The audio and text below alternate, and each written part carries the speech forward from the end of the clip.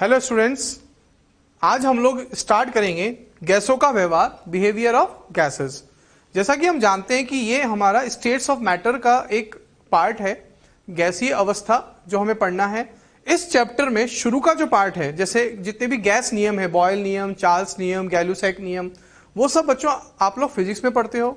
हमें इस चैप्टर में केमिस्ट्री से रिलेटेड पार्ट को पढ़ना है, जिसमें हम मुख्य रूप से वास्तविक गैसों के बारे में अध्ययन करेंगे और ग्राहम्स लॉ ऑफ डिफ्यूजन यानी विसरण का जो नियम है ग्राहम का, उसके बारे में स्टडी करेंगे। तो हम स्टार्ट करते हैं गैसों का व्यवहार।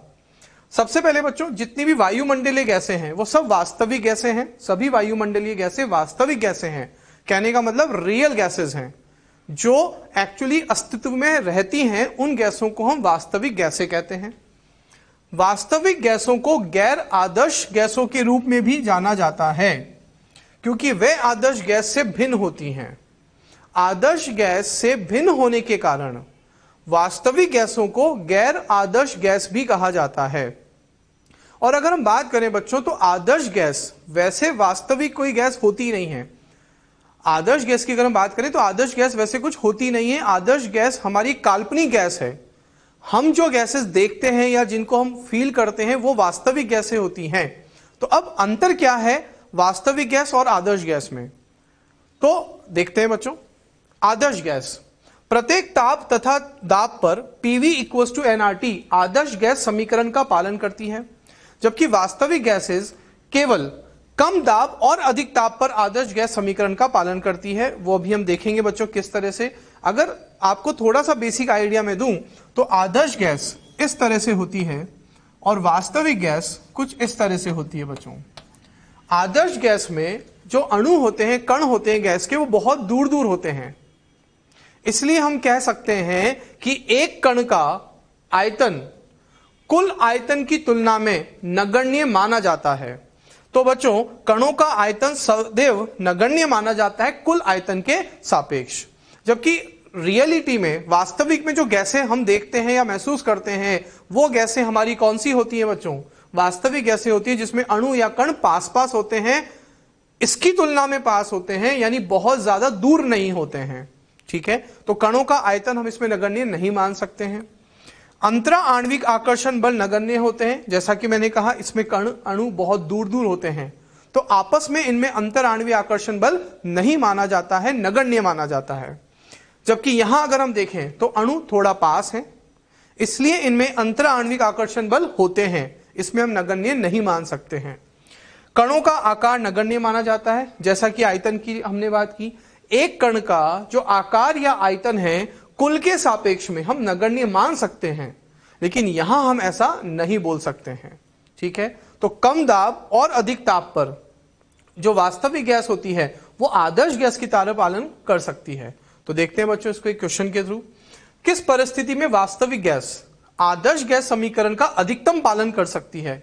तो बच्चों, इस क्वेश्चन के थ्रू मैं एक्चुअली आपको समझाता हूं कि आदर्श गैस और वास्तविक गैस में ताप और दाब का क्या मुख्य अंतर होता है। तो देखते हैं बच्चों, जैसा कि मैंने कहा, यह हमारी लगभग एक आदर्श गैस मान लेते हैं जिसमें अणु या कण बहुत दूर दूर होते हैं। तो एक्चुअली इसमें हो क्या रहा है कि जो टेम्परेचर है अणुओं का, तापमान है, वो बहुत अधिक है, जिससे उनकी गतिज ऊर्जा बहुत अधिक है, जिससे वो बहुत दूर दूर गति कर रहे हैं। तो यहां जो टेम्परेचर है वो बहुत ज्यादा है, अधिक है, और कण अणु दूर दूर हैं, इसलिए इनका जो दाब है वो कम है।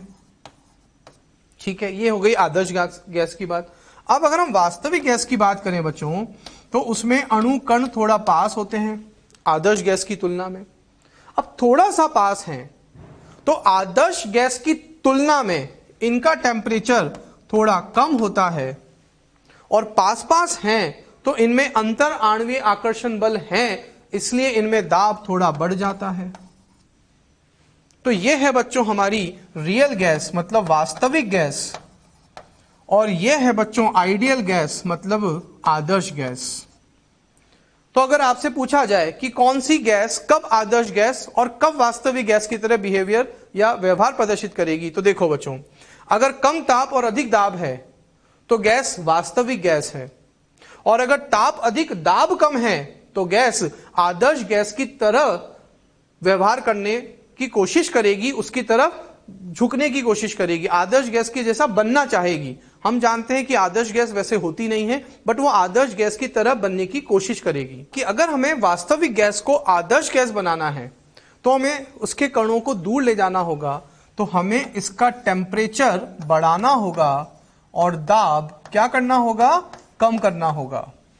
तो जितना ज्यादा हम वास्तविक गैस का टेम्परेचर बढ़ाते जाएंगे, अणु उतना दूर होते जाएंगे, दाब उतना कम होता जाएगा, तो आदर्श गैस की तरफ वो उतना ज्यादा व्यवहार प्रदर्शित करती जाएगी। तो अब हमें कोई वैल्यू याद नहीं करनी है, हमें इन चारों में से वो वैल्यू देखनी है जिसका टेम्परेचर सबसे ज्यादा और दाब सबसे कम हो, क्योंकि ताप बढ़ाने पर और दाब कम करने पर गैस आदर्श गैस की तरफ विचलन, उसकी तरफ व्यवहार प्रदर्शित करने लग जाती है। तो अब अगर हम तीनों चारों वैल्यू में देखें तो बच्चों यहां दाब सबसे कम है और टेम्परेचर सबसे ज्यादा है, तो यहां प्रेशर मिनिमम यानी न्यूनतम है और टेम्परेचर यहां मैक्सिमम यानी अधिकतम है, इसलिए हमारा आंसर हो गया बच्चों थर्ड। ठीक है, तो एक इंपॉर्टेंट क्वेश्चन है, एग्जाम में पूछा जाता है। ठीक है, अब नेक्स्ट बात करते हैं बच्चों वान डेर वाल गैस समीकरण या वास्तविक गैस समीकरण। तो देखो बच्चों, हमने कहा कि आदर्श गैस वैसे कोई गैस होती नहीं है, काल्पनिक गैस है। हर वास्तविक गैस आदर्श गैस जैसा बनना चाहती है, उसकी तरह व्यवहार प्रदर्शित करना चाहती है। ठीक है, ये बात हमने समझी।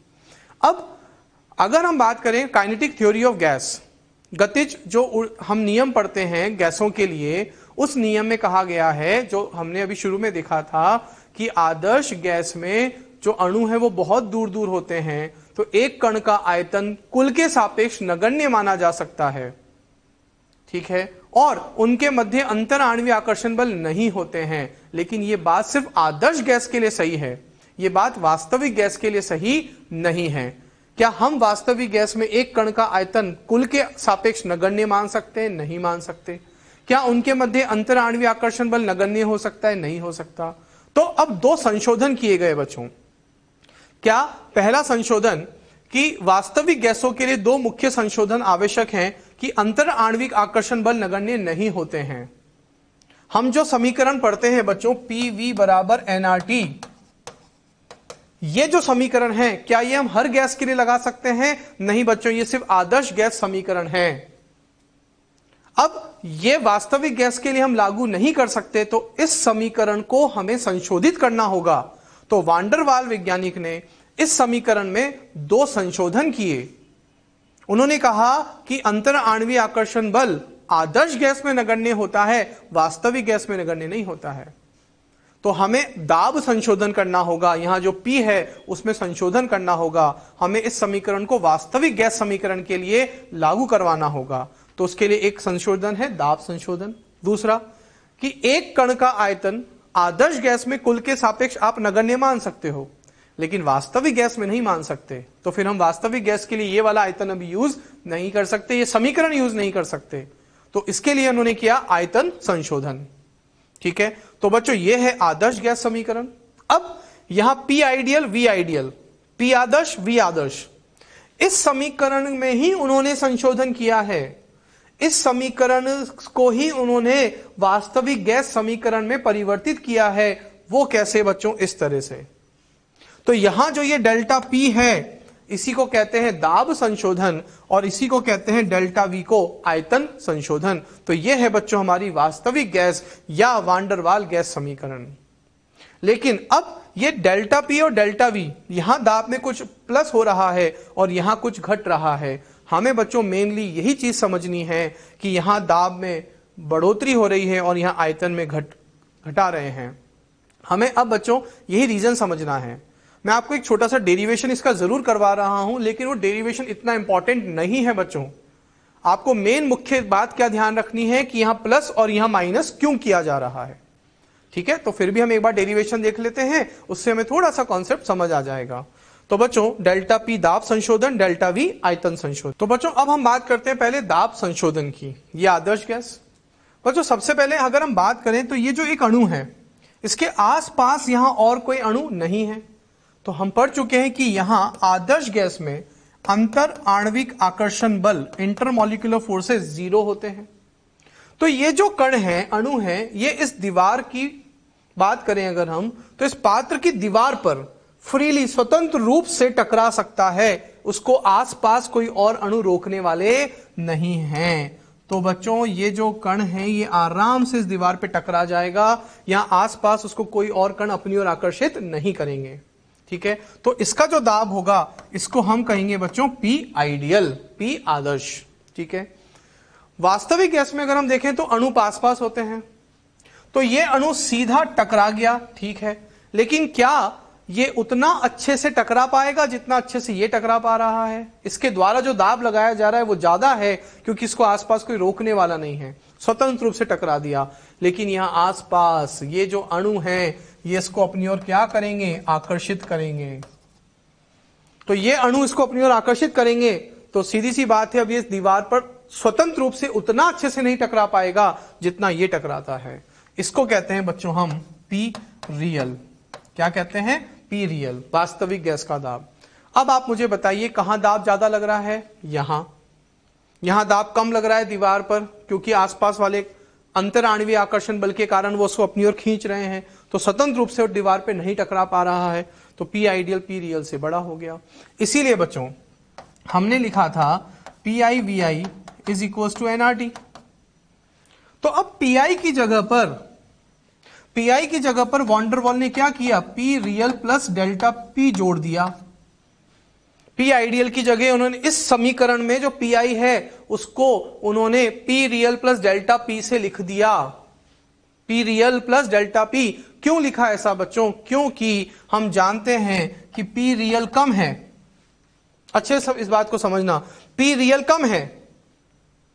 अब हमें इस P आइडियल की जगह उसको रखना है, तो अब हमें कुछ ऐसा उसमें जोड़ना पड़ेगा जिससे कि वो बैलेंस हो जाए और हम P आइडियल के बराबर उसको रख सकें।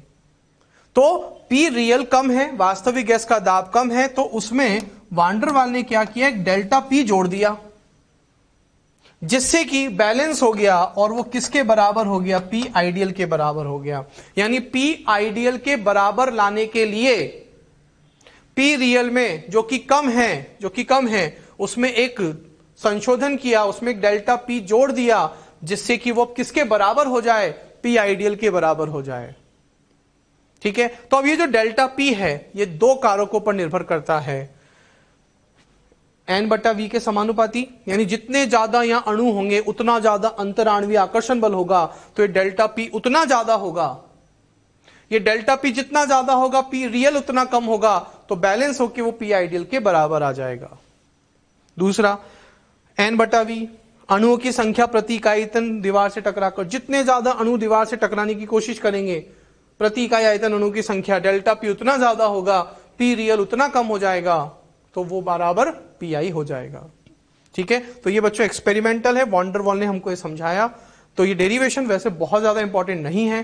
तो अब डेल्टा P कैसे आया वो मैंने आपको समझा दिया। क्यों जोड़ा गया डेल्टा P, वही हमें याद रखना है, क्योंकि P रियल कम है, यहां P आइडियल की जगह हमें उसको रखना है, तो उसमें एक डेल्टा P जोड़ दिया जिससे कि वो P आइडियल के बराबर हो जाए। अब इन दोनों को जोड़ा तो बच्चों हमारे पास आ गया N/V, तो डेल्टा P समानुपाती N²/V²। बच्चों क्लियर है, बात समझ में आ गई? तो अब जब समानुपाती हटाते हैं तो समानुपाती नियतांक आता है। इस समानुपाती नियतांक को कहते हैं बच्चों A, और इस A का नाम है अंतर आणविक आकर्षण नियतांक और वॉन डेर वाल गैस नियतांक। ये जो A है ये समानुपाती होता है अंतर आणविक आकर्षण बल के। ये बहुत इंपॉर्टेंट बात है बच्चों। कैसे? देखो आप, यहां जितना ज्यादा अंतर आणविक आकर्षण बल होगा डेल्टा P उतना चेंज होता जाएगा, तो P रियल में उतनी कमी आती जाएगी। तो इसीलिए जो अंतर आणविक आकर्षण बल है जितना ज्यादा होगा A का मान उतना ज्यादा होगा, और जितना ज्यादा A होता जाएगा डेल्टा P भी उतना ज्यादा होता जाएगा। तो इसीलिए कह रहे हैं कि A समानुपाती अंतर आणविक आकर्षण बल। अब बात करते हैं कि A की इकाई क्या है। तो देखो बच्चों, यहां से अगर मैं आपको बताऊं तो हम लिख सकते हैं बटे N²। P की इकाई होती है बच्चों ATM, आयतन की इकाई लीटर स्क्वायर, और इसकी इकाई हो गई मोल स्क्वायर। तो हमारे पास इकाई आ गई एटीएम लीटर स्क्वायर मोल, ऊपर जाकर -2 हो जाएगा। ये इकाई भी एग्जाम में पूछी जाती है बच्चों, बहुत ज्यादा इंपॉर्टेंट है। इसकी जो मानों की कोटि होती है वो प्रैक्टिकली देखी गई है 10⁻⁻1 से 10⁻2 तक होती है। अब एक बहुत ज्यादा इंपॉर्टेंट जिसका क्वेश्चन एग्जाम में आने की प्रोबेबिलिटी सबसे ज्यादा है कि अंतर आणवीय आकर्षण बल ज्यादा होंगे तो ए का मान ज्यादा होगा, और ए का मान ज्यादा होगा यानी अंतर आणवीय आकर्षण बल जितना ज्यादा होगा गैस का द्रवीकरण उतना ज्यादा होगा। ये द्रवीकरण क्या होता है बच्चों? किसी भी गैस को अगर मुझे द्रव में परिवर्तित करना है, किसी भी गैस को अगर मुझे द्रव में परिवर्तित करना है तो गैस के अणुओं को हमें पास लाना पड़ेगा, उनके मध्य आकर्षण बल बढ़ाना पड़ेगा। जैसे जैसे गैस के अणु पास आते जाएंगे उनमें आकर्षण बढ़ता जाएगा और उनमें द्रव का गुण आता जाएगा, उसे द्रवीकरण कहते हैं।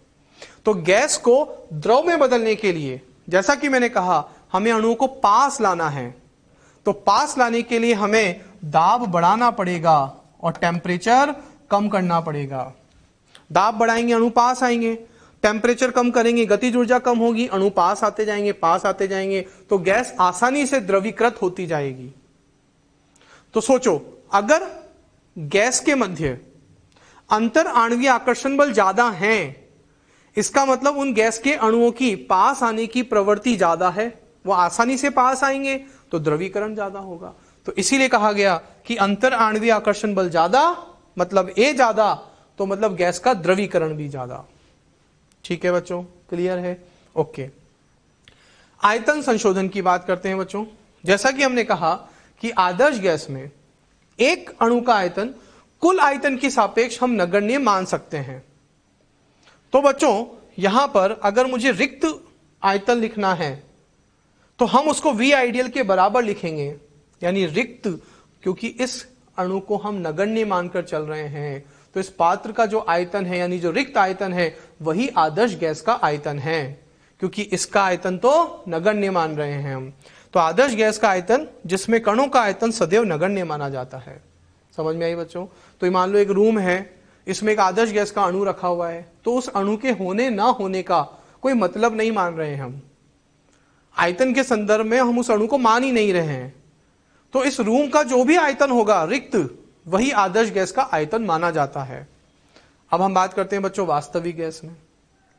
तो वास्तविक गैस में एक अणु का आयतन हम कुल आयतन के सापेक्ष नगण्य नहीं मान सकते हैं, क्योंकि यहां अणु बहुत पास पास हैं, हर अणु का अपना कुछ आकार है, अपना कुछ आयतन है। तो अब उसको कैसे ज्ञात किया जाता है बच्चों? देखो, तो पात्र का, अगर मुझे इस पूरे पात्र का आयतन ज्ञात करना हो तो मैं क्या करूंगा? रिक्त वॉल्यूम प्लस कणों का प्रभावी आयतन, मतलब कि जो रिक्त आयतन है अणुओं के पहले, अणु अगर इसमें अणु नहीं है, अणु हटा दिए हमने, तो जो रिक्त आयतन होगा वो प्लस अब हमने इसमें अणु डाल दिए, तो अणुओं का अपना भी तो कुछ प्रभावी आयतन होगा जिसे हम नगण्य नहीं मान सकते वास्तविक गैस में। वही बात, अगर मैं इस V कणों के प्रभावी आयतन को इसको 0 कर दूं, अगर मैं इसको नगण्य कर दूं, तो मेरे पास पात्र बराबर V रिक्त हो जाएगा, उसी को तो आदर्श गैस का वॉल्यूम कह रहे हैं बच्चों। लेकिन वास्तविक गैस में इसको हम नगण्य नहीं मान रहे हैं, यानी हर अणु का अपना कुछ प्रभावी आयतन है। ठीक है, तो इस प्रकार V बराबर V पात्र और V रिक्त की जगह हम लिख देंगे बच्चों V आइडियल, यहां से देख के हमने रख दिया। अब हर अणु का अपना खुद का कुछ प्रभावी आयतन है जिसे हम नगण्य नहीं मान रहे हैं, तो वो प्रभावी आयतन, हर कण का जो प्रभावी आयतन है वो कहां से आएगा, वो अब हमें सोचना है, वो हमें देखना है बच्चों। ठीक है, तो देखते हैं बच्चों। सबसे पहले हमने क्या किया? हमने द्विपरमाणुवीय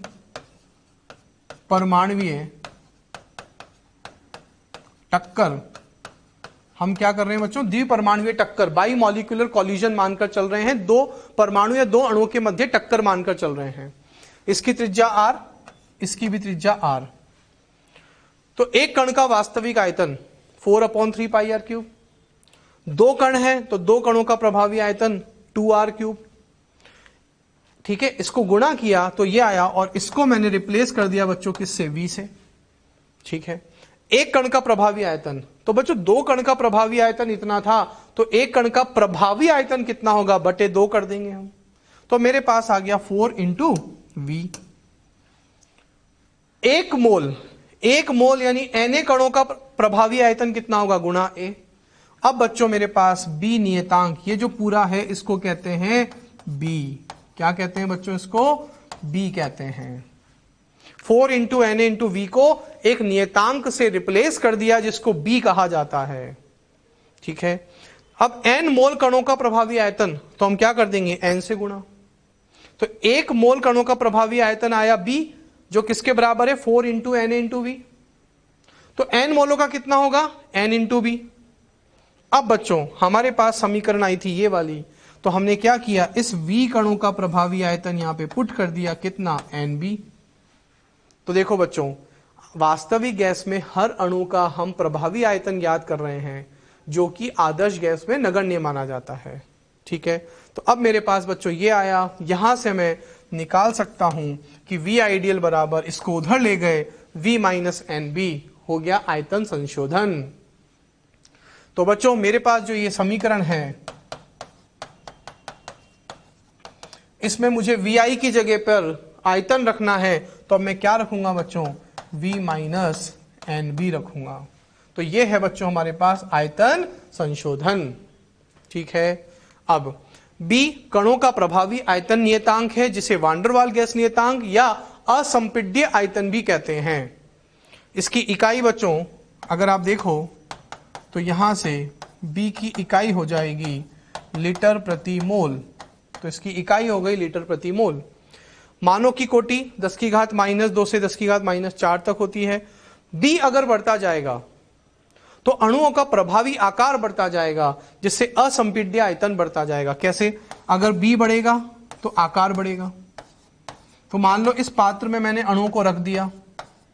अब इस पात्र में अगर अणुओं का आकार बढ़ता जा रहा है, अगर अणुओं का आकार बढ़ता जाएगा, तो बच्चों हम उसको आसानी से संपीड़ित नहीं कर पाएंगे, क्योंकि जितना ज्यादा आकार बढ़ेगा उतनी ज्यादा वो आयतन को घेरते जाएंगे, और जितना ज्यादा आयतन वो घेरते जाएंगे तो हमें संपीड़ित करने में उतना ज्यादा दिक्कत होती जाएगी। ठीक है, तो ये बात हमें समझनी थी। तो अब निष्कर्ष क्या हुआ कि PI VI equal to NRT में बच्चों PI की जगह हमने रख दिया ये, और VI की जगह बच्चों हमने रख दिया V माइनस डेल्टा V।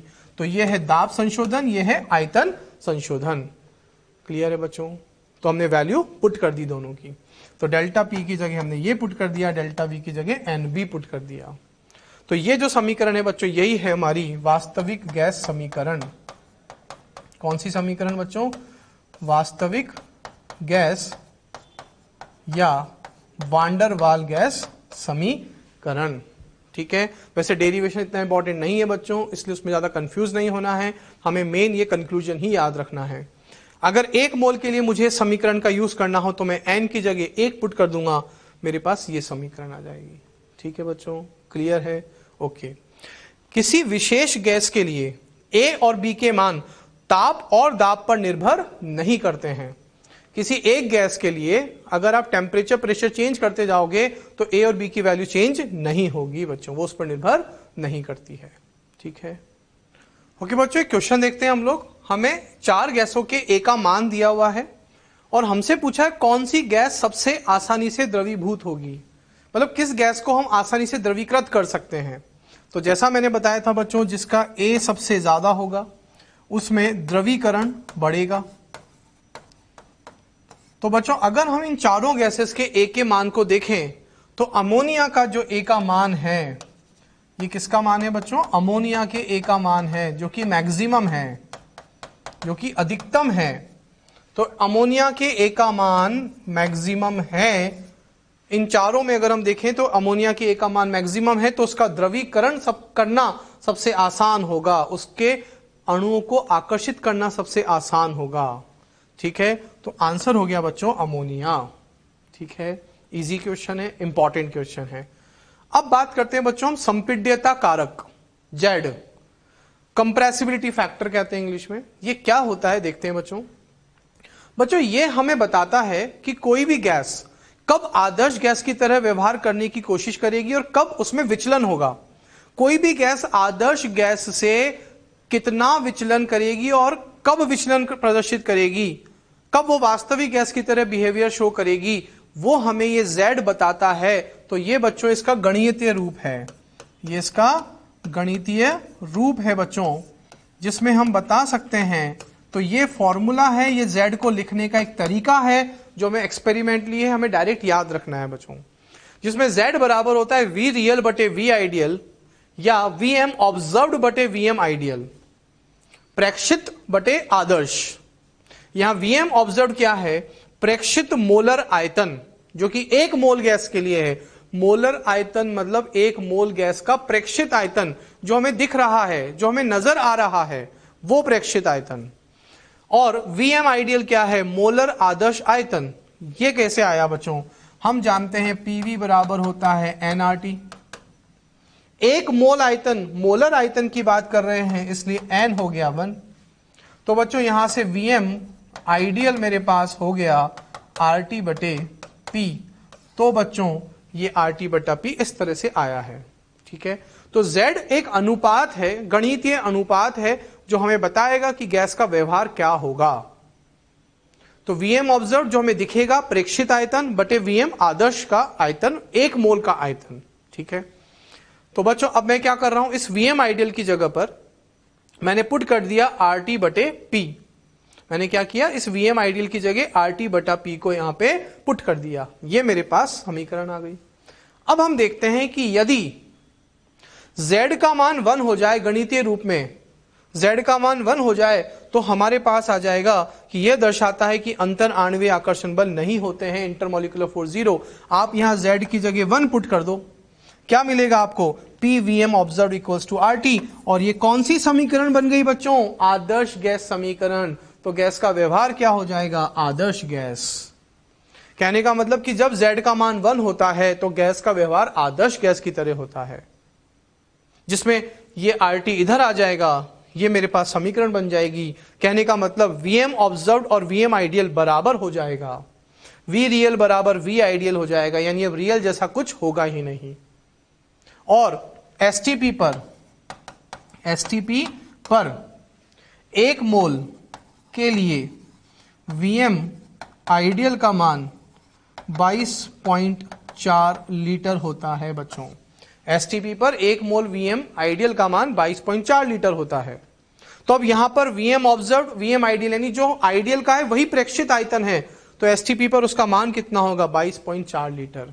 कहने का मतलब यहां कोई विचलन नहीं है, अणुओं के मध्य कोई आकर्षण नहीं है, कोई प्रतिकर्षण नहीं है, गैस बिल्कुल आदर्श की तरह व्यवहार प्रदर्शित कर रही है, इंटरमोलिकुलर फोर्स 0 है, ठीक है। क्लियर है बच्चों। अब बात करते हैं हम कि यदि Z का मान 1 के बराबर नहीं है, तो ऐसी गैस को कहते हैं बच्चों वास्तविक गैस, जिसमें अंतर आणविक आकर्षण बल होंगे, जिसमें या तो आकर्षण प्रतिकर्षण से ज्यादा होगा या प्रतिकर्षण आकर्षण से ज्यादा होगा, लेकिन कुछ ना कुछ उसमें आकर्षण या प्रतिकर्षण बल होगा, और ऐसी गैस को ही वास्तविक गैस कहते हैं, ठीक है। तो अब बच्चों PVM observed not equal to RT and VM observed is not equal to VM ideal. अब दोनों इक्वल नहीं होंगे, या तो कोई ज्यादा होगा या कोई कम होगा। तो अब दो केस हमारे पास बनते हैं, एक कि Z का मान 1 से ज्यादा, और एक हम पढ़ेंगे Z का मान 1 से कम। दोनों ही केस में गैस वास्तविक गैस की तरह व्यवहार प्रदर्शित करेगी बच्चों। तो Z का मान जब 1 से ज्यादा है तो इसे कहते हैं आदर्श गैस से धनात्मक विचलन, क्योंकि Z जब 1 है, जब Z का मान 1 है तो गैस आदर्श गैस की तरह है। तो जब Z का मान 1 से ज्यादा होगा तो गैस धनात्मक विचलन प्रदर्शित कर रही है, आदर्श गैस से विचलित हो गई है। अब उस गैस को वास्तविक गैस कहेंगे, लेकिन धनात्मक विचलन उसको कहेंगे, क्योंकि वो ज्यादा है, 1 से ज्यादा है। तो PVM ऑब्जर्व्ड RT से ज्यादा हो जाएगा, तो VM ऑब्जर्व्ड भी VM आइडियल से ज्यादा हो जाएगा। और STP पर अगर हम कहें तो VM आइडियल का मान 22.4 होता है, तो अब VM ऑब्जर्व्ड 22.4 से ज्यादा हो जाएगा। तो कहने का मतलब बच्चों अगर मैं आपको शॉर्ट में समझाऊं तो देखो, Z बराबर 1 का मतलब गैस कौन सी, आइडियल गैस। यहां उसका आयतन कितना, एसटीपी पर, अगर मैं एसटीपी की बात करूं तो एसटीपी पर Z बराबर 1 यानी आदर्श गैस का आयतन 22.4 लीटर। अब मैं आपसे इस केस की बात करूं तो Z 1 से ज्यादा हो गया, अभी यहां है हम, ये हमारा रेफरेंस हो गया। अब Z 1 से ज्यादा हो गया यानी हम ऊपर हो गए, यानी बढ़ गए, तो इसीलिए इसको कहा जा रहा है धनात्मक विचलन। तो बच्चों यहां हमारे पास हो गया Z का मान 1 से ज्यादा, और Vm ऑब्जर्व 22.4 लीटर से ज्यादा यानी आदर्श गैस का 1 मोल का जो आयतन था एसटीपी पर, उससे ज्यादा आयतन अब हमको मिल रहा है। तो बच्चों अगर मैं आपसे पूछूं कि इसका क्या निष्कर्ष निकल रहा है कि आदर्श गैस से ज्यादा आयतन आ रहा है, 22.4 लीटर से ज्यादा आयतन आ रहा है। बच्चों आयतन ज्यादा होने का मतलब अणुओं का दूर होना, अणुओं का दूर होना, क्योंकि आयतन बढ़ रहा है, आयतन बढ़ रहा है यानी अणु दूर हो रहे हैं। और अणु कब दूर होते हैं, जब उनमें प्रतिकर्षण बल आकर्षण बल से ज्यादा होने लग जाता है। तो कहने का मतलब कि जब भी गैस का मान Z का मान गैस के लिए 1 से ज्यादा होगा तो गैस रियल होगी, उसको धनात्मक विचलन कहेंगे क्योंकि वो ज्यादा है, उसका आयतन 22.4 से ज्यादा होगा, लर्न करना भी इजी है, सब कुछ इंक्रीज है। दूर हो रहे हैं यानी प्रतिकर्षण बल आकर्षण बल से ज्यादा है। तो बच्चों ये क्या दर्शाता है कि वास्तविक गैस में अंतर आणविक प्रतिकर्षण बल आकर्षण बल से ज्यादा प्रभावी है, क्योंकि अणु दूर जा रहे हैं, क्योंकि आयतन बढ़ रहा है, क्योंकि आयतन बढ़ रहा है तो अणु क्या हो रहे हैं, अणु दूर जा रहे हैं, अणु दूर जा रहे हैं। तो अणु दूर जा रहे हैं, आयतन बढ़ रहा है यानी प्रतिकर्षण बल आकर्षण बल से ज्यादा है। तो लर्न करना बहुत इजी है। वास्तविक गैस का द्रवीकरण कठिन है, मतलब इस वाली वास्तविक गैस का द्रवीकरण कठिन है जिसका Z का मान 1 से ज्यादा है। क्यों? क्योंकि अणु दूर जा रहे हैं, प्रतिकर्षण ज्यादा है, तो उनको पास लाने में हमें बहुत ज्यादा मेहनत करनी पड़ेगी, बहुत ज्यादा दाब लगाना पड़ेगा, तो द्रवीकरण आसानी से नहीं होगा। और ऐसी गैस को संपीड़ित करना भी क्या है, मुश्किल है। तो वास्तविक गैस का संपीड़न आदर्श गैस से कम है, यानी हम इसको आसानी से संपीड़ित नहीं कर पाएंगे। ठीक है बच्चों, क्लियर है। अब Z लेस देन 1, जस्ट उसका उल्टा बच्चों, अभी हमें आसानी से समझ आ जाएगा। Z का मान 1 से ज्यादा धनात्मक, तो 1 से कम ऋणात्मक। वहां आयतन 22.4 से ज्यादा था, तो यहां आयतन 22.4 से कम हो जाएगा। आयतन कम हो रहा है यानी अणु पास आ रहे हैं, यानी आकर्षण बल प्रतिकर्षण बल से ज्यादा है, तो उनमें आकर्षण की प्रवृत्ति है। इसका मतलब हम उसको आसानी से द्रवीकृत कर सकते हैं, मतलब आसानी से संपीड़ित कर सकते हैं। तो जस्ट उसका उल्टा बच्चों, ऋणात्मक विचलन। ठीक है, आइडियल यानी 22.4 लीटर एसटीपी पर ज्यादा हो जाएगा 1 मोल का आयतन, ये वाला ज्यादा, यानी Vm ऑब्जर्व जो प्रेक्षित आयतन है वो कम हो गया है। अब प्रेक्षित आयतन कम हो गया है, इसका मतलब अणु पास आ रहे हैं, तो आकर्षण बल प्रतिकर्षण बल से प्रभावी है, क्योंकि आयतन कम हो रहा है, अणु पास आ रहे हैं। इस तरह से हम याद रख सकते हैं हमारे लिए बच्चों कि अणु पास आ रहे हैं तो आकर्षण बल ज्यादा प्रभावी है, तो ऐसी गैस को हम आसानी से द्रवीभूत कर सकते हैं, इसको संपीड़ित भी करना ज्यादा आसान है बच्चों। क्लियर है बात, समझ में आ गई। तो अब बच्चों यहां से हमारे पास निष्कर्ष आ गया, ये ग्राफ है बच्चों प्रैक्टिकल, कि जब Z बराबर 1 है तो गैस आदर्श गैस है। कौन सी गैस है? आदर्श गैस है। Vm बराबर कितना? 22.4 लीटर। और Z का मान जब भी किसी गैस का 1 से ज्यादा होगा तो बच्चों ऐसी गैस को हम रियल गैस वास्तविक गैस कहेंगे, और धनात्मक विचलन कहेंगे, पॉजिटिव डेविएशन धनात्मक विचलन कहेंगे, क्योंकि Z का मान 1 से ज्यादा है। तो एसटीपी पर Vm का मान 22.4 से लीटर से ज्यादा है, इसका मतलब आयतन बढ़ रहा है, तो प्रतिकर्षण बल आकर्षण बल से ज्यादा प्रभावी है, तो हम उसको आसानी से द्रवीकृत नहीं कर पाएंगे, क्योंकि गैस के अणुओं के दूर जाने की प्रवृत्ति है। ठीक है, यहां ये भी गैस कौन सी है? रियल गैस है, ये भी रियल है। तो ग्राफ जब भी रियल होगा, नीचे होगा Z से 1 से कम होगा तो भी रियल है, 1 से ज्यादा होगा तो भी रियल है, 1 पर है तो आदर्श गैस है। यानी इससे ऊपर आयतन भी ज्यादा, z का मान भी ज्यादा धनात्मक, इससे नीचे ऋणात्मक विचलन नेगेटिव डेविएशन, Vm 22.4 से कम, आयतन कम हो रहा है यानी अणु पास आ रहे हैं, तो उसको हम आसानी से द्रवीकृत कर सकते हैं। तो ये निष्कर्ष है बच्चों। अगर आप इस ग्राफ में देखो तो हाइड्रोजन का ग्राफ Z से 1 ही है, जबकि बाकी गैसेस को देखोगे आप तो Z 1 से कम भी हो रहा है, फिर 1 से ज्यादा भी हो रहा है, Z 1 से कम भी है, फिर 1 से ज्यादा भी हो रहा है। वो डिपेंड करेगा प्रेशर पर बच्चों। तो ये ग्राफ हमने बनाया है Z और प्रेशर के मध्य। लेकिन हाइड्रोजन का ग्राफ अगर आप देखोगे तो Z 1 से ऊपर ही है, यानी हाइड्रोजन हमेशा वास्तविक गैस की तरह ही व्यवहार प्रदर्शित करती है। ठीक है बच्चों, क्लियर है? ओके बच्चों, अब हम बात करते हैं वान डर वाल गैस समीकरण के विभिन्न पहलू पर।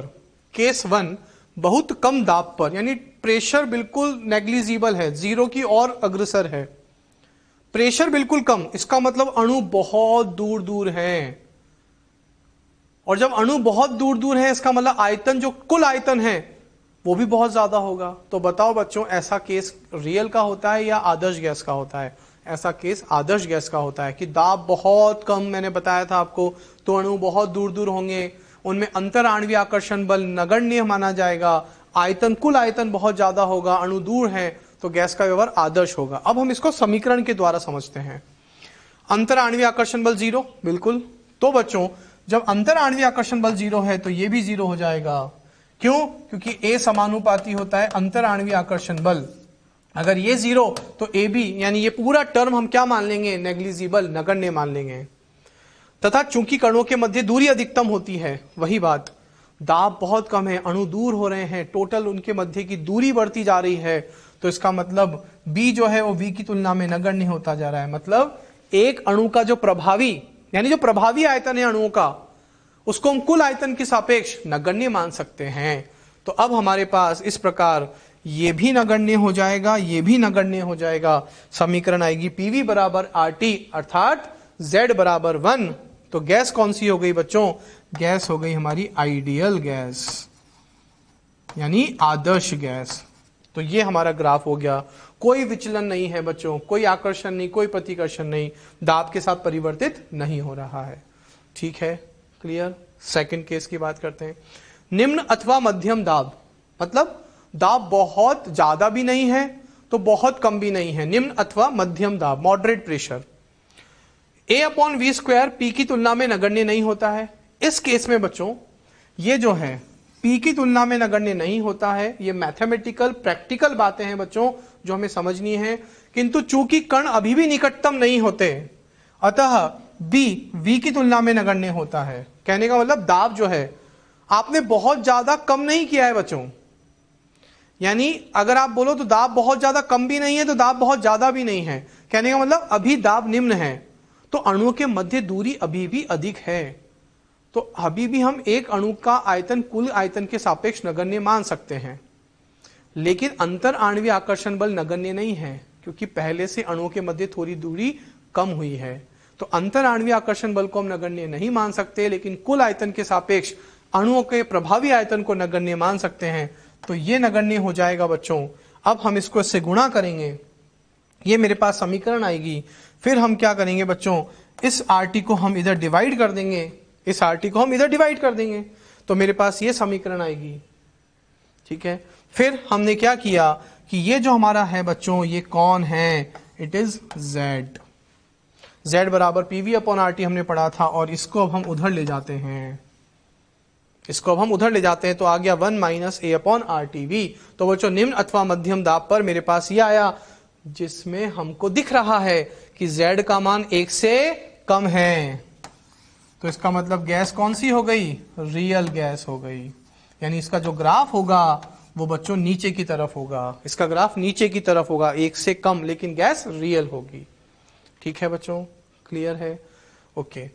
उच्च दाब पर, इस बार बच्चों दाब बहुत ज्यादा है, यानी अणु पास पास हैं, कण निकटतम होते हैं, जिससे कि अंतर आणविक आकर्षण की तुलना में अंतर आणविक प्रतिकर्षण अधिक प्रभावी हो जाता है। वही बात बच्चों, दाब ज्यादा है तो अणु बहुत पास हैं, पास होंगे तो उनमें प्रतिकर्षण बल प्रभावी होता जाएगा, प्रतिकर्षण होगा। इस प्रकार A/V² P की तुलना में नगण्य हो जाता है, जबकि B प्रभावी हो जाता है। तो अणु के मध्य जो बच्चों ये है, P की तुलना में हम इसको नगण्य मान लेते हैं, लेकिन जो प्रभावी आयतन है वो हम नगण्य नहीं मानते हैं। तो बच्चों ये वाला टर्म नेग्लेक्ट हो जाएगा, ये आएगा, इसको गुणा किया मैथमेटिकली।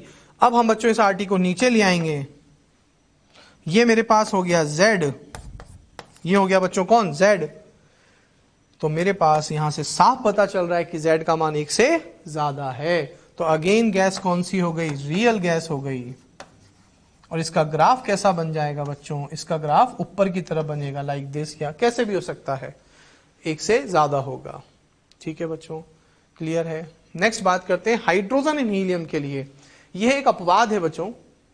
हाइड्रोजन हीलियम की अगर हम बात करें तो इनका Z हमेशा 1 से बड़ा होता है, ये हमेशा धनात्मक विचलन प्रदर्शित करती हैं, ये हमेशा वास्तविक गैस होती हैं, क्योंकि इनका आकार अणुओं का बहुत छोटा होता है।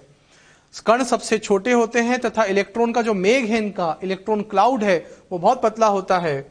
अतः P 0 से बहुत ज्यादा, पर अंतराण्विक आकर्षण की तुलना में अंतराण्विक प्रतिकर्षण अधिक प्रभावी होता है। इस प्रकार A/V² P की तुलना में नगण्य होता है, जबकि B प्रभावी हो जाता है। यानी जो लास्ट केस हमने पढ़ा था सेम उसी की तरह हो जाएगा बच्चों, इसमें बिल्कुल उसी की तरह हो जाएगा। तो Z का मान 1 से ज्यादा, तो गैस हो जाएगी रियल गैस। क्लियर है बच्चों, ओके, समझ में आ गई बात, ठीक है। उच्च दाब पर संपीडितता कारक है, तो बच्चों इस तरह के क्वेश्चन आते हैं यहां पर। तो अभी अभी हमने पढ़ा कि उच्च दाब पर, हाई प्रेशर पर Z का मान 1 से ज्यादा आया था, तो 1 + PB/RT जो हम पढ़ चुके हैं। नेक्स्ट क्वेश्चन आता है निम्न दाब पर संपीड़ितता कारक है, वो भी अभी हमने पढ़ा था बच्चों, 1 - A/RTV, दैट इज Z का मान 1 से कम होता है। तो इस प्रकार के क्वेश्चन बच्चों यहां पे फॉर्म होते हैं। ठीक है, क्लियर है बच्चों। आदर्श गैस से अधिकतम धनात्मक विचलन है, तो बच्चों अमोनिया जो है उसके अणुओं के मध्य हाइड्रोजन बंधन होता है, हाइड्रोजन बॉन्डिंग होती है, जिससे उसके अणुओं के मध्य आकर्षण बढ़ेगा।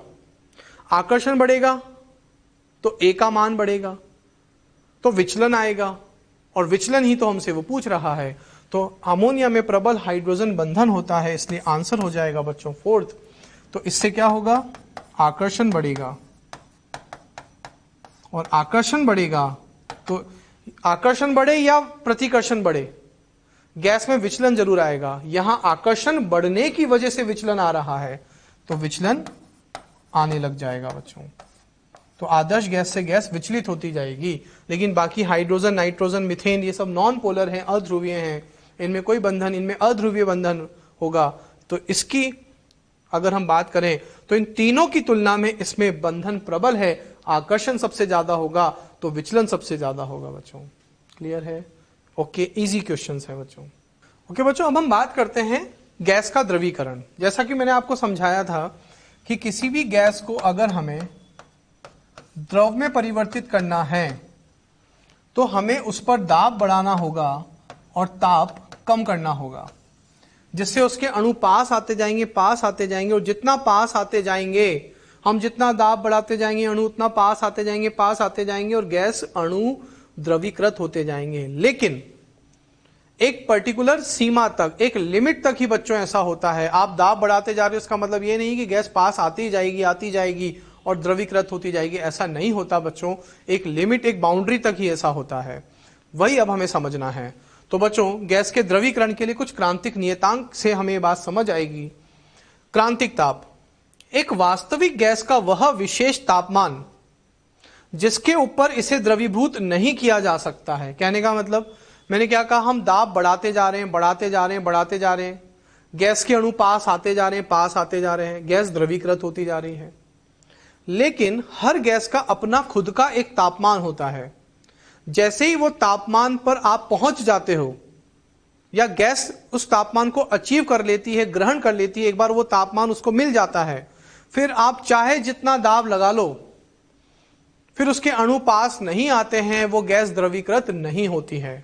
यानी एक पर्टिकुलर लिमिट, एक पर्टिकुलर टेम्परेचर तक ही आप दाब बढ़ाकर गैस को द्रवीकृत कर सकते हो। उसके बाद अगर क्रिटिकल टेम्परेचर, क्रांतिक ताप पहुंच गया, उसके बाद आप कितना भी टेम्परेचर बढ़ा लो, गैस द्रवीकृत नहीं होती है।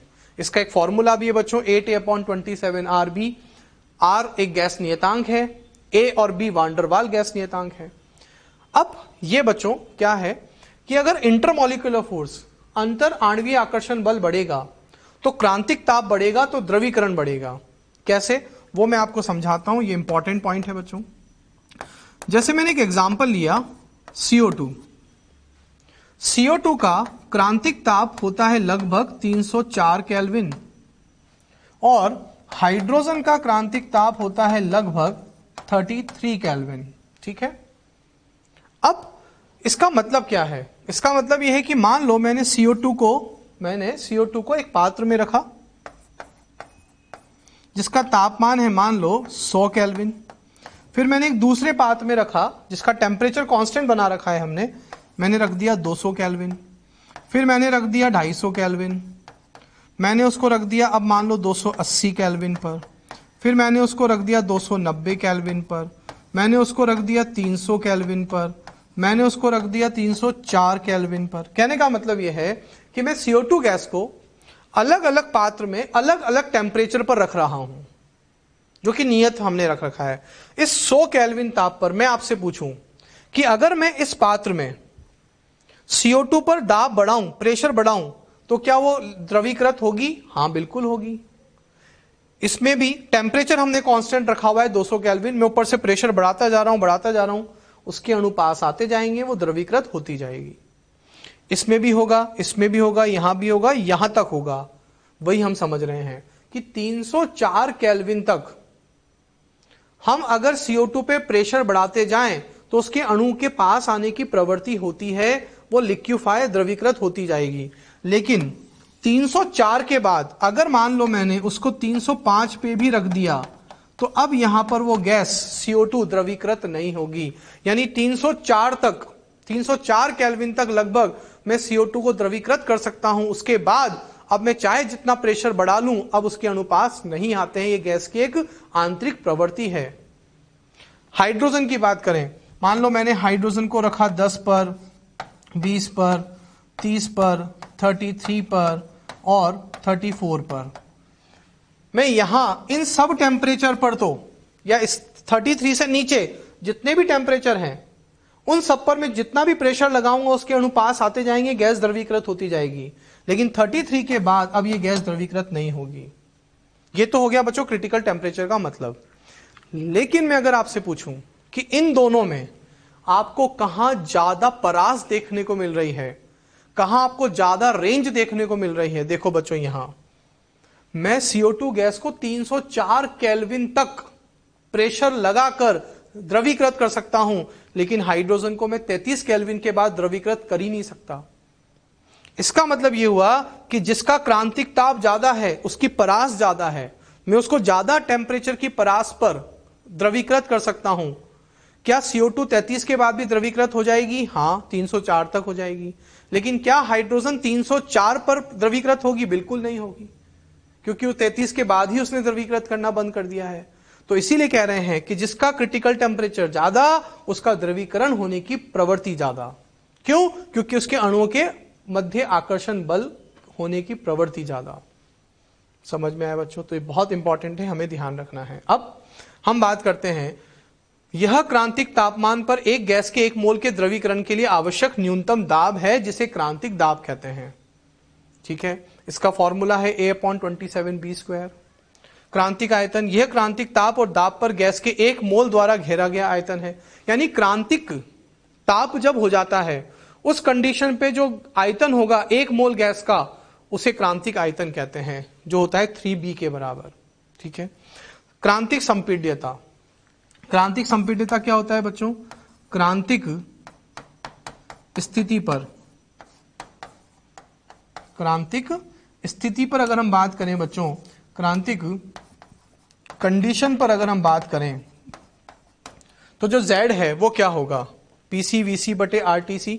सबकी वैल्यू पुट कर दी मेरे पास आया 3/8 यानी कि कांस्टेंट।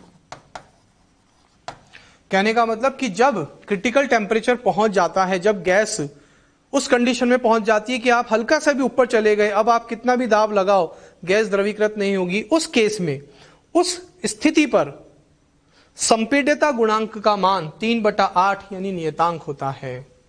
ठीक है बच्चों, क्लियर है? ओके। बॉयल तापमान, वह ताप जिस पर वास्तविक गैस दाब की पर्याप्त परास तक आदर्श गैस नियमों का पालन करती है, उसे बॉयल तापमान कहते हैं। वो टेम्परेचर जिस पर वास्तविक गैस आदर्श गैस की तरह व्यवहार करती है या उसके नियमों का पालन करती है, उस टेम्परेचर को बॉयल टेम्परेचर कहते हैं, जिसका फॉर्मूला है A/BR। ठीक है बच्चों, क्लियर है? अब हम बात करते हैं बच्चों विसरण व निःसरण, डिफ्यूजन एंड इफ्यूजन। दाब के प्रभाव के बिना गैसों का स्वतः मिश्रित होना या प्रसारित होना। गैस की अपनी प्रवृत्ति होती है कि वो अधिक सांद्रता से कम सांद्रता की ओर अपने आप गति करती है बिना किसी बाह्य दाब के, तो ऐसी प्रवृत्ति को विसरण कहते हैं। मेरे पास ये एक पात्र है, यहां गैस भरी हुई है, ये पात्र खुला हुआ है, यहां गैस की सांद्रता भी ज्यादा है, तो गैस अपनी अधिक सांद्रता से अपनी कम सांद्रता की ओर गति करेगी। तो ये जो गति हो रही है ना स्वतः अपने आप, इसे विसरण कहते हैं बच्चों। हमने इसमें कुछ नहीं किया, तो यहां पर बाह्य दाब नियत है। दूसरा टर्म होता है बच्चों निःसरण, इफ्यूजन। थोड़ा सा अंतर है इसमें, वो क्या है कि दाब के प्रभाव में एक सूक्ष्म छिद्र से गैस का प्रसार, क्या एक सूक्ष्म छिद्र से गैस का प्रसार। गैस का प्रसार यहां भी हो रहा है, यहां भी हो रहा था, यहां अपने आप हो रहा था, लेकिन यहां क्या होगा कि मान लो मैंने ये पात्र बंद कर रखा है और इसमें गैस भरी हुई है, क्या अभी इसमें गैस का प्रसार होगा? क्या इसमें विसरण होगा? नहीं होगा, क्योंकि गैस पूरी तरह से बंद है। लेकिन अगर मैं इसमें जबरदस्ती विसरण करवाना चाहता हूं, तो मुझे इसमें क्या करना होगा? यहां एक छोटा सा छिद्र करना होगा। जैसे ही मैं इस पात्र की दीवार में एक छोटा सा छिद्र करूंगा, अब गैस अपनी अधिक सांद्रता से अपनी कम सांद्रता की ओर विसरण करना शुरू कर देगी। इसे निःसरण कहते हैं। तो कहने का मतलब, जब हम बाहर से फोर्सफुली जबरदस्ती विसरण करवाते हैं तो उसे निःसरण कहते हैं, और जब अपने आप गति होती है, गैस का प्रसार अपने आप होता है, तो उसे विसरण कहते हैं। जैसे एक एग्जांपल देता हूं मैं, डीओ। हम डीओ परफ्यूम में ऊपर से प्रेशर लगाते हैं, तब गैस बाहर निकलती है, अपने आप नहीं निकलती है, तो वो एक निःसरण का उदाहरण बोल सकते हैं बच्चों। यहां पी एक्सटर्नल वेरिएबल होता है। ठीक है, तो अब निःसरण या विसरण की दर, किस दर से निःसरण या विसरण हो रहा है? तो N/T, V/T या D/T। यहां N/V/T क्या है? T समय में निःसरित अथवा विसरित मोल, T समय में निःसरित अथवा विसरित आयतन, और D क्या है बच्चों? D है T समय में निःसरित अथवा विसरित दूरी। क्या है बच्चों? D क्या है? T समय में निःसरित अथवा विसरित दूरी, कितनी दूरी तय की है T समय में। ठीक है बच्चों, तो ये हो गई दर की बात। तो बच्चों बात करते हैं ग्राम्स लॉ ऑफ डिफ्यूजन, ग्राम का निःसरण या विसरण का नियम। यह नियम केवल अक्रियाशील गैसों के लिए लागू होता है। पहला नियम, नियत ताप पर एक गैस के लिए विसरण की दर प्रेशर यानी दाब के समानुपाती होती है। समान टेम्परेचर एंड प्रेशर पर विभिन्न गैसों के लिए निःसरण अथवा विसरण की दर मोलर द्रव्यमान के अंडर रूट के व्युत्क्रमानुपाती होती है, घनत्व के अंडर रूट के व्युत्क्रमानुपाती होती है, और वेपर डेंसिटी वाष्प घनत्व के अंडर रूट के व्युत्क्रमानुपाती होती है। तो ये क्या है बच्चों? यहां पर हमारे पास मोलर द्रव्यमान, या इसे हम अणुभार या आणविक भार भी कह सकते हैं। डी कौन है बच्चों? घनत्व, डेंसिटी, क्योंकि हम जानते हैं अणुभार और घनत्व D बराबर M/V होता है। एक मोल के लिए लिखेंगे तो मोलर द्रव्यमान हो जाएगा। और ये कौन है बच्चों? वाष्प घनत्व, और वाष्प घनत्व बराबर होता है अणुभार बटे 2 या मोलर द्रव्यमान बटे 2। ठीक है, तो अब सिंपल सी बात है ना बच्चों कि अणुभार जितना कम होगा, मोलर द्रव्यमान या घनत्व या वेपर डेंसिटी वाष्प घनत्व जितना कम होगा, विसरण की दर उतनी ज्यादा होगी। क्यों? अगर मैं आपसे पूछूं क्यों हो रहा है ऐसा, तो बच्चों अणुभार या घनत्व या वाष्प घनत्व जितना कम, यानी गैस उतनी हल्की होगी, और गैस जितनी ज्यादा हल्की होगी उसके विसरण की दर उतनी ज्यादा होगी। और अगर अणुभार या घनत्व बढ़ जाएगा या वाष्प घनत्व बढ़ जाएगा तो गैस भारी हो जाएगी, और अगर गैस भारी होगी तो उसके विसरण की दर कम हो जाएगी। ठीक है बच्चों। तीसरा नियम क्या है कि समान टेम्परेचर तथा प्रेशर पर विभिन्न गैसों के मिश्रण के लिए R समानुपाती P under root molar mass, ठीक है, या R proportional to P upon under root D. और हम एक बात और जानते हैं बच्चों कि जो प्रेशर है वो मोल के समानुपाती होता है। जब टेम्परेचर और प्रेशर कांस्टेंट हो तो PV इक्वल्स टू nRT से, PV इक्वल्स टू nRT से टेम्परेचर कांस्टेंट, ठीक है, वॉल्यूम कांस्टेंट, R कांस्टेंट, अगर हम इन तीनों को कांस्टेंट कर दें तो दाब मोल के समानुपाती होता है। ठीक है। अब बच्चों बात करते हैं क्वेश्चन की। समान टेम्परेचर और प्रेशर पर विसरण की दर का बढ़ता हुआ क्रम बताना है। तो बच्चों सबसे पहले हमें देखना है कौन सी गैस हल्की और कौन सी गैस भारी। तो इसके लिए हमें उनका मोलर द्रव्यमान या अणुभार देखना होगा। तो ये गैस का ग्राम का नियम है बच्चों। तो अब इनका मोलर द्रव्यमान अगर हम देखें तो ये इनके मोलर द्रव्यमान की वैल्यू है। सबसे कम मोलर द्रव्यमान किसका है? हाइड्रोजन का। तो इसके विसरण की दर क्या होगी? सबसे ज्यादा होगी। सबसे ज्यादा मोलर द्रव्यमान किसका है बच्चों? अगर मैं आपसे इनमें पूछूं तो SO2 का। इसका मोलर द्रव्यमान मैक्सिमम है तो इसके विसरण की दर मिनिमम न्यूनतम होगी। तो ये बच्चों हमारे पास क्रम हो जाएगा विसरण की दर का बढ़ता हुआ क्रम। हाइड्रोजन की विसरण की दर सबसे ज्यादा क्योंकि अणुभार सबसे कम, SO2 का अणुभार सबसे ज्यादा तो विसरण की दर सबसे कम। और इन दोनों में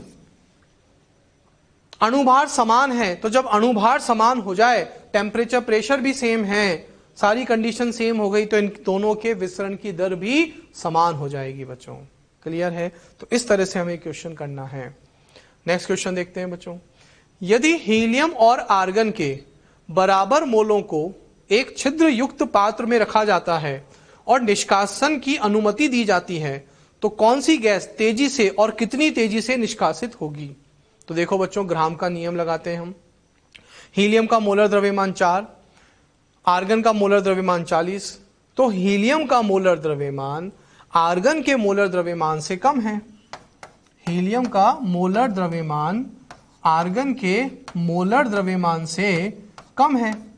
तो इसका मोलर द्रव्यमान कम है तो इसके विसरण की दर ज्यादा होगी।